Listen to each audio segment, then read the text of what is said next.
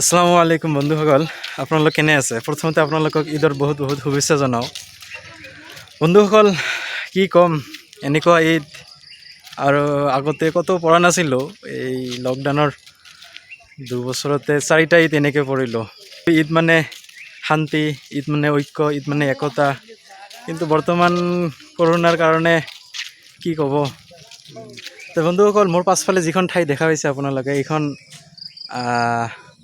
আমাৰ নতুন ঈদগাহ হয়। ঈদগাহ ফিল্ড হ'ব। অঁ, আমি কিছুদিন পিছত ইয়াত চাৰিওফালে বাউণ্ডাৰী দিম আৰু কিছুমান গছ গছনি গাড়িছোঁ। আপুনি চাব পাৰে, এইফালে চাওক, চাইডেদি গছ গছনি ৰোৱা হৈছে। বহুত আশা কৰিছিলোঁ যে এইবাৰ ঈদ আমি ইয়াতে পালন কৰিম, কিন্তু কৰোণাৰ কাৰণে নহ'ল। কি ক'ব আকৌ। ই মোৰ সৰু ভাইটি হয়, বন্ধুৰ নিচিনা, আজনবী ৰহমান। কিবা মোৰ দৰ্শকসকলক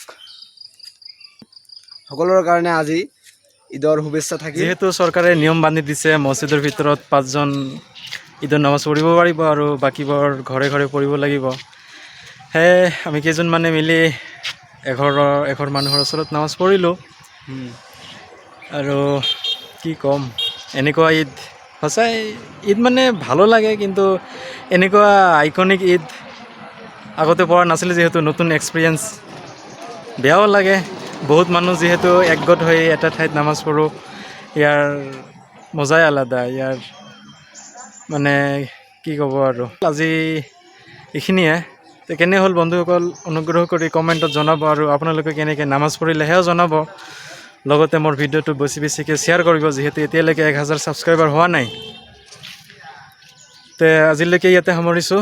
আসসালামু আলাইকুম ওয়া ৰাহমাতুল্লাহি ওয়া বাৰাকাতুহু।